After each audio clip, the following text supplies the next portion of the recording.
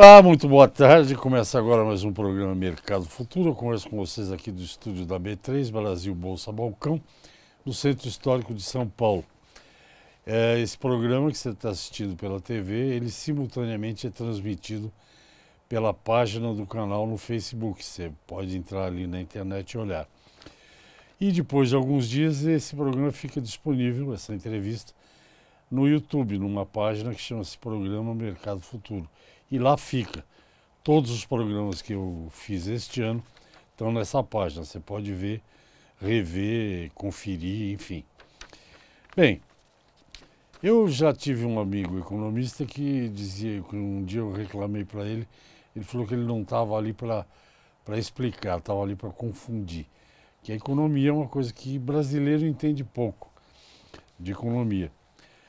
Hoje, e a economia não é uma... Eu não sei se eu vou tocar nesse assunto com o entrevistado, mas a economia não é uma ciência exata, apesar de pensarem que é. Não é. Tem coisas que você faz uma medida e dá certo, tem outras vezes faz a mesma coisa e não dá certo. Isso é a minha percepção. Como esse é um programa sério, hoje o nosso entrevistado é sério. Eu vou conversar sobre economia brasileira e, quiçá, mundial, com o economista Roberto Luiz Stroster, que se denomina Roberto, o Homem Certo. Muito boa tarde.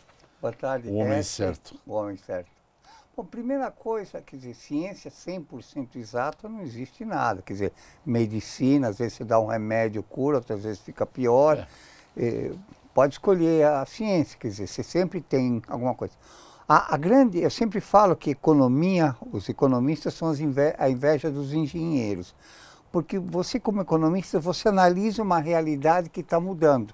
É como se você tivesse que fazer o mapa de uma cidade, mas a cidade está mudando rapidamente. Então, entender, o mais difícil para um economista, entender como que essa realidade está mudando e para onde está indo e qual efeito cada uma das medidas teria sobre a realidade. Ciência, assim, é uma combinação de critérios científicos, né? Um pouquinho de também conhecimento social, bom, métodos quantitativos, né? E um pouco de senso comum, quer dizer, você combinar essas quatro coisas, técnica, sociedade, isso inclui questão histórica, exemplos passados de medidas econômicas, você vê o que é adequado para cada realidade. A mesma coisa, assim, fazendo um paralelo com o campo, né? Se você planta semente na época errada, não acontece nada. Quer dizer, a mesma semente você tem que plantar na hora certa, do jeito certo, com o fertilizante certo. Então, eu não diria que economia também vale tudo, né? Quer dizer, tem alguns economistas que acertam mais, outros que acertam menos. Mas acho que, na média, boa teoria econômica, aliado com boa prática econômica, produz bons resultados. Um número que eu gosto de usar muito é que há 30 anos,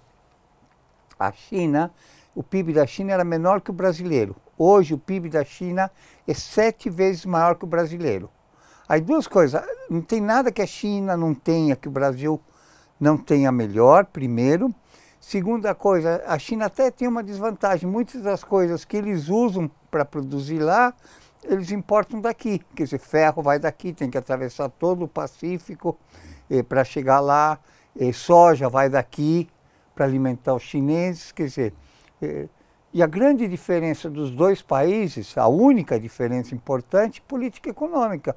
Lá eles perguntam o que a gente tem que fazer para crescer. Como é que a gente vai fazer para aumentar a inclusão social? E essa pergunta não é feita aqui. Não, vamos mudar isso? Espera, a pergunta é começar. O que a gente tem que fazer? Como é que a gente vai chegar lá? Não, isso é direito adquirido, isso é isso.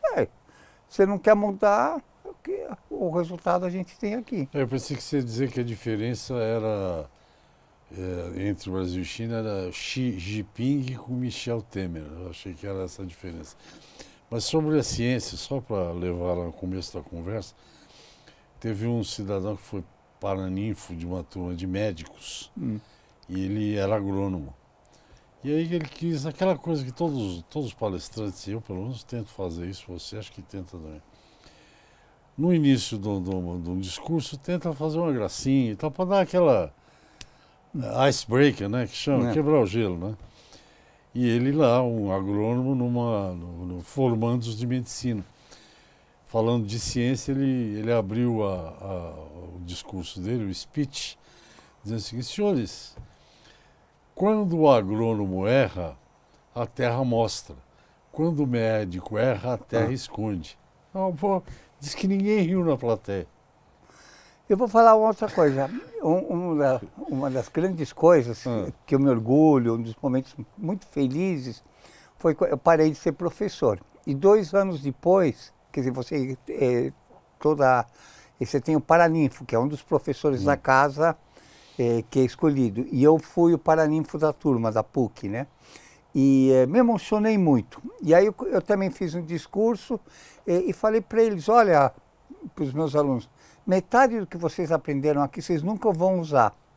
E metade da outra metade não vai valer nada daqui a 5 anos.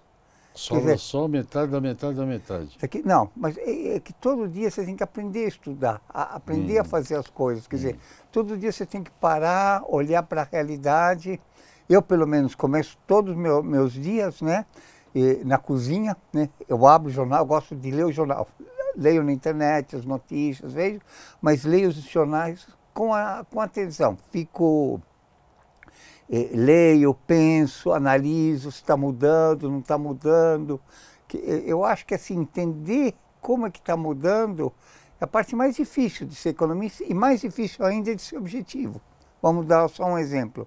Eu acho que o dólar agora está de fato muito alto. Aí eu começo só a procurar indícios que reforcem minha percepção e posso estar perdendo visão da realidade. Então tentar ser objetivo, refletir, eu acho que faz parte de ser economista. Estudar, ler muito. Você acha que o dólar está sobrevalorizado? O dólar está sobrevalorizado, o que não quer dizer... o dólar está sobrevalorizado com relação... Você vê que no começo do ano estava 3,20.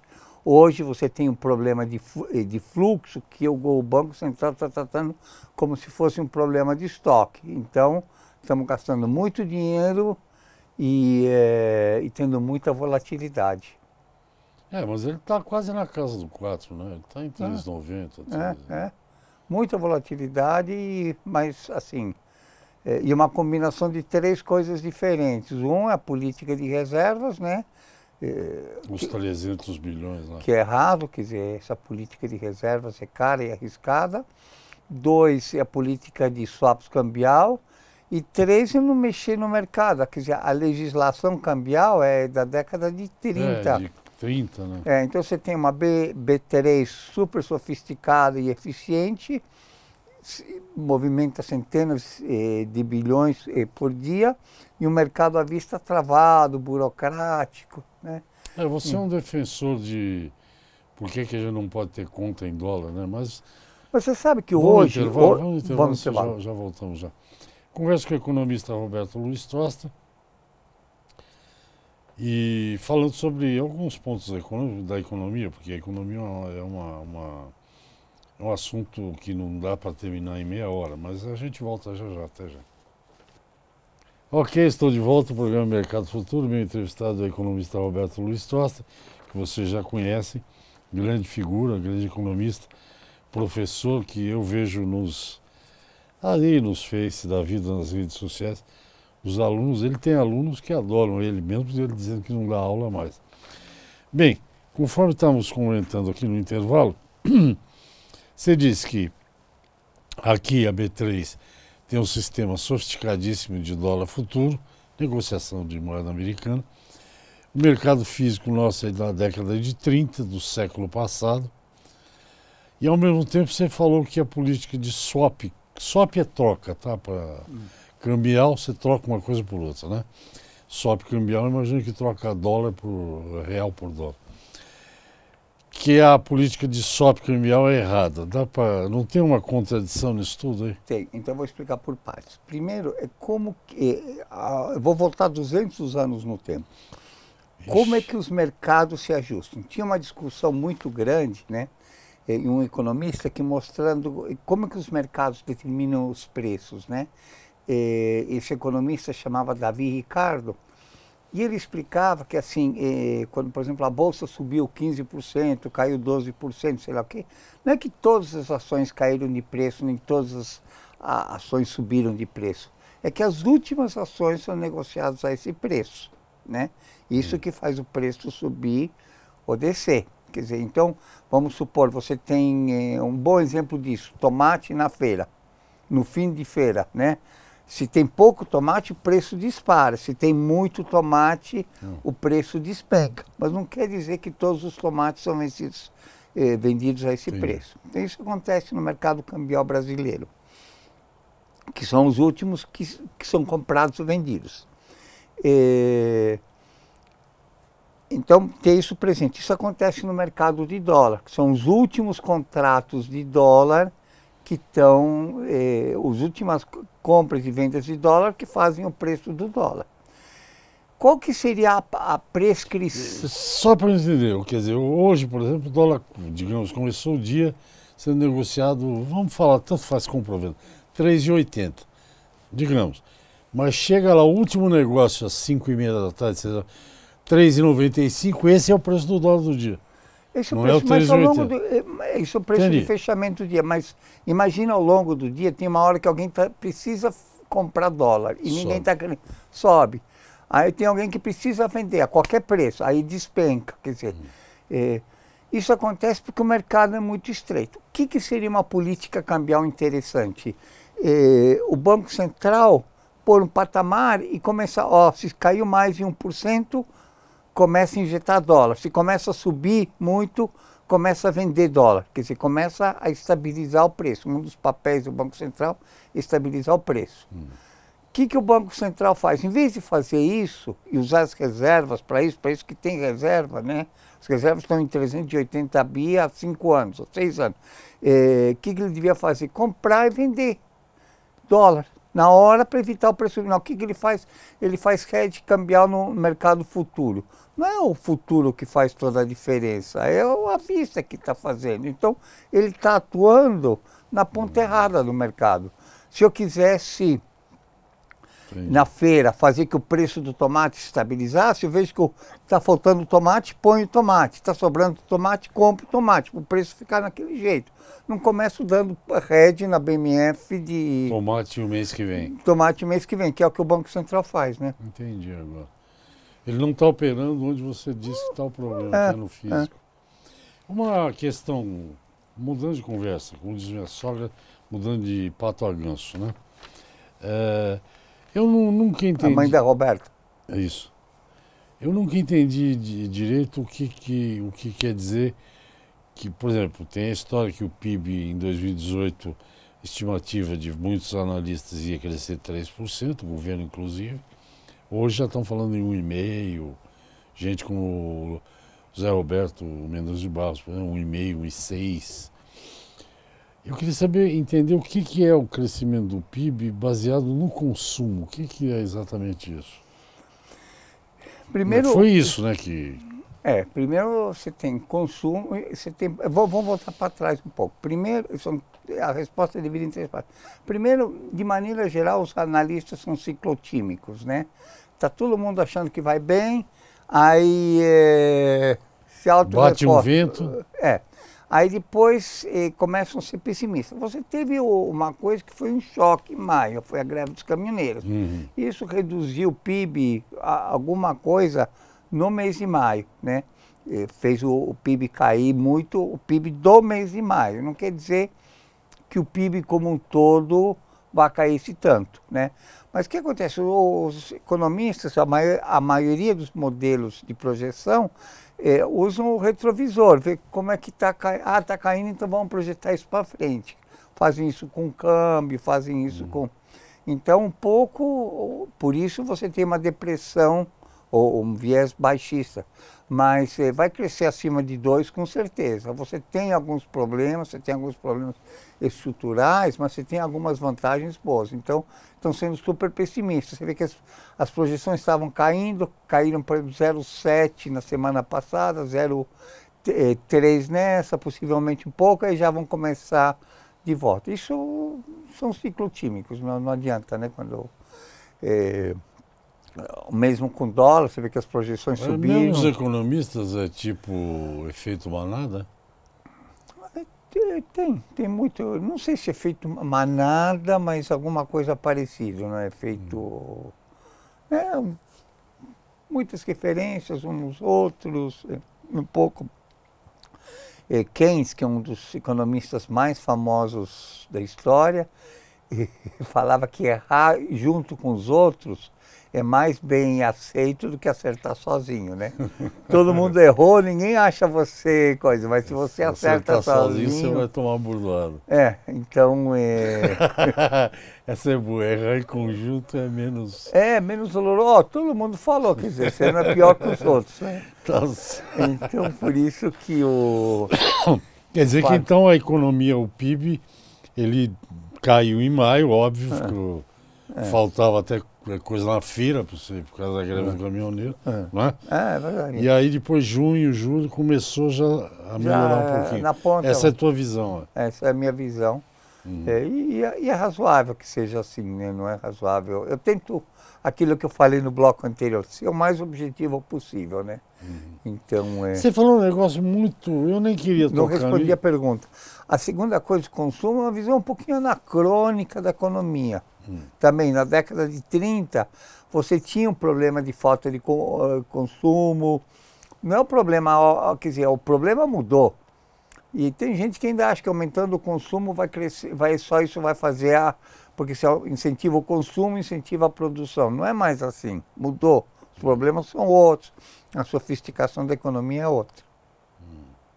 Respondeu? Eu tenho lido muito por aí, Troster, que você vai dizer que é coisa dos pessimistas. Eu também acho que é um pouco de pessimismo aí, dizer que o Brasil está se desindustrializando. Isso é uma verdade? É uma verdade.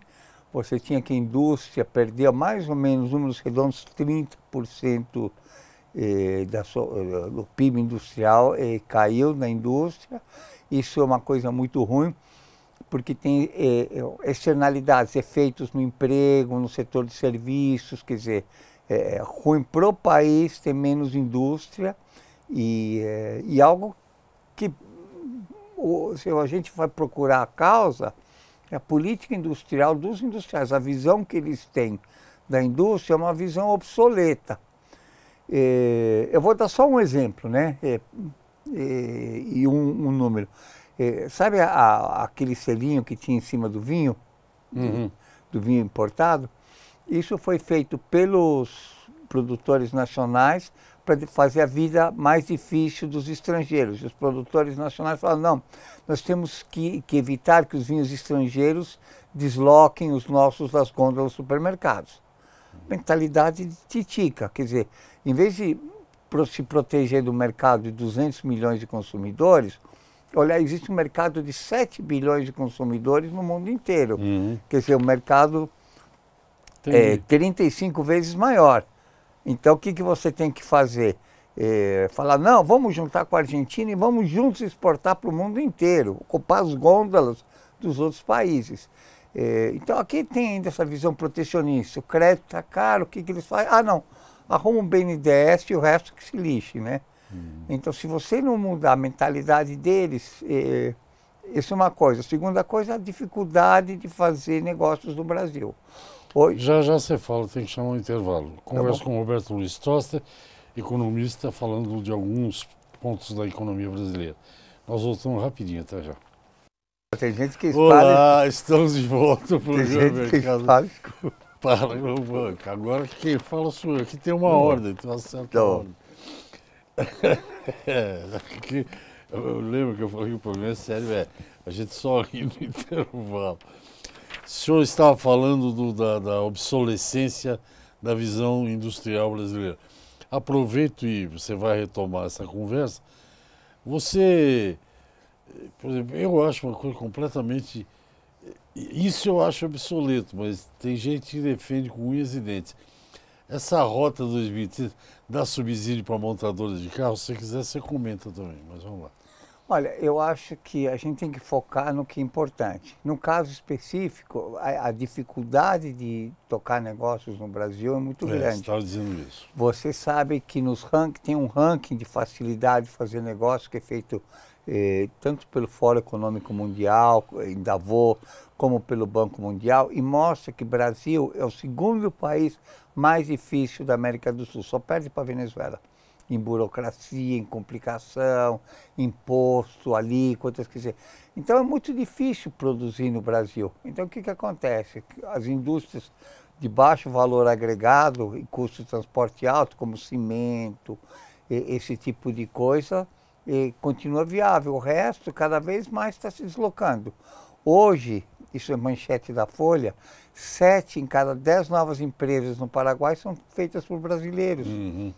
Não faz sentido isso. Quer dizer, eles geram emprego no Paraguai, geram renda lá, geram divisas para o Paraguai e aqui você produz lá para vender para cá. Tem um outro exemplo, você vê como, que eu acho que é emblemático. Eu fui dar uma palestra em Foz do Iguaçu, aí fui conversando com a menina do lado, ela fazia medicina no Paraguai, estudava medicina lá. Professores ganham dinheiro lá, moram lá, gastam lá, etc. Os alunos pegam renda daqui para estudar lá. Ela me falou que 98% dos alunos são brasileiros lá. E aqui o que o presidente fez? Fechou as faculdades, proibiu abrir novas faculdades de medicina por 5 anos. Óbvio, o resultado dessa política é mais do que prático. Em vez de você pôr um exame que nem a OAB faz para todos os médicos, e obrigatório, o que faz? Barra a entrada de novas faculdades, fica o setor fechado, a tendência de qualquer setor assim é cair a qualidade. Você sabe que o Brasil tem algumas coisas, nessa área de educação, as coisas gravíssimas. O Brasil é o país do mundo que mais faculdade de medicina veterinária tem. Os Estados Unidos tem 3, 4, aqui tem 400. E o ensino é muito ruim, talvez seja um outro viés aí que você não está abordando. Faz um exame, pode ter 500 ou 5, um exame. Você passou, você é bom. Para ser jornalista, você pode fazer 800 faculdades. Faz um exame, vê que requisitos um jornalista tem que ter, exame igual para todo mundo. Mas devia fazer para economia, eu acho que isso seria essencial. Economista, qualquer um pode falar que é economista. Não, faz um exame, fez, passou, não fez, não passou, está fora. Isso para a OAB, você pode se formar de bacharel quantas vezes você quiser, qualquer faculdade. Mas você tem que fazer um exame sério. Tem 2 fases, uma fase de teoria, que você tem um gabarito, depois uma outra fase em que você tem que responder a questões específicas para ver efetivamente o cidadão. Você nunca vai cair na mão de um advogado muito ruim. Esse negócio de meta de inflação, a inflação abaixo da meta, isso é uma boa notícia para nós que vivemos de salário? É muito boa, quer dizer, quanto mais baixa for a inflação, menor vai ser a incerteza sobre o desenvolvimento de preços.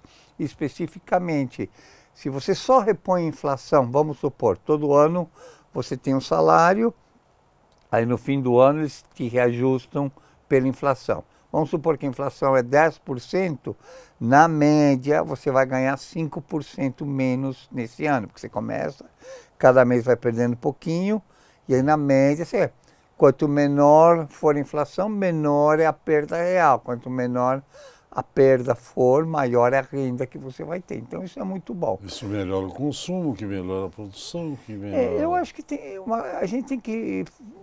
Assim, eu acho que... Temos uns 3 minutos só para você. Então, eu acho que assim, o foco da política econômica tem que ser o emprego. Por que o emprego? A gente tem que crescer porque gera emprego. Não tem que... o emprego tem que ser a meta principal. Nós temos mais de 12 milhões de desempregados. E, sabe, se você pusesse todos enfileirados, um na frente do outro, a fila ia começar no Oiapoque, né? Ia chegar até o Chuí, todos em pé. É uma vergonha isso. Eu não sei se alguém já passou pela sensação de estar desempregado, é terrível. Eu sei que não pode fazer distinção de gênero, mas normalmente nesse sentido é pior para homem que para mulher. Porque mulher geralmente tem mais interesses, são pessoas mais um pouco na família, um pouco na saúde, um pouco no trabalho. O homem às vezes é muito obstinado, tem que se provar muito como profissional. Desempregado, a dor que faz... A autoestima vai para o lixo. Vai para o lixo. Então eu acho que esse devia ser o foco da política econômica, não o consumo, o emprego. Tem mais emprego, essas pessoas produzem mais e você começa a fazer um círculo virtuoso. Mais emprego, mais produção, mais consumo. Mas pensar o consumo, se não for sustentável, não adianta nada. Você consome um pouco agora e você tem um buraco lá na frente, né? Não, eu fico imaginando, não sei porquê, eu não sei o que você está fazendo hoje, além das consultorias e tal, mas às vezes eu falo assim, nossa, mas eu já estou há tanto tempo fazendo entrevista e tal, e se eu parar? Cara, passo até mal se eu pensar em parar de trabalhar. Eu também vou passar mal se você parar de trabalhar. Eu gosto muito. Não, e se você pensa em parar de trabalhar? Não, eu acho que essa ideia, assim, primeiro eu gosto muito do que eu faço. Eu também. Segundo, tem um amigo meu que ele foi uma vez dar uma palestra e ia perguntar no trabalho da minha idade, depois nenhum. Só faço o que eu gosto, né? E eu acho que essa é uma visão um pouquinho, sei lá, antiquada, essa que você se aposentar jovem. Eu acho gostoso trabalhar, quer dizer, e eu acho que profissões como a minha, como a tua, quanto mais velho a gente fica, melhor a gente fica. Concordo integralmente com você. Nosso tempo acabou. Perfeito. Muito obrigado, Roberto. Obrigado, é sempre Antônio. Um prazer. Para mim também. Espero que 2018 e 2022, que o seu time em 2022 tenha um desempenho melhor. Vai ter, com certeza. 2022 vai ser o ano que a Argentina vai ganhar. Pode anotar. No Catar. Entrou mais um para o grupo da Argentina e do Uruguai, né? Entrou a Alemanha agora, bicampeã. Escuta, é o melhor time a Argentina. Se ganhou ou não, isso é outras coisas. Não tem importância. Não, tem importância, é melhor ganhar, mas continuo achando o Messi o melhor do mundo. Então, a Argentina tem, nós temos a nossa piada mundial, né? Quer dizer, qual que é a piada mundial? Vergonha. Neymar virou piada mundial, né? Com as enrolações que... Mas a Argentina, por exemplo, ganhou todas as Copas que organizou em casa, sabia? Mas eu sabia. Então, essa tá ótima. Obrigado, até a próxima. Até a próxima. Gente, até amanhã. Amanhã tem mais Mercado Futuro. Tchau.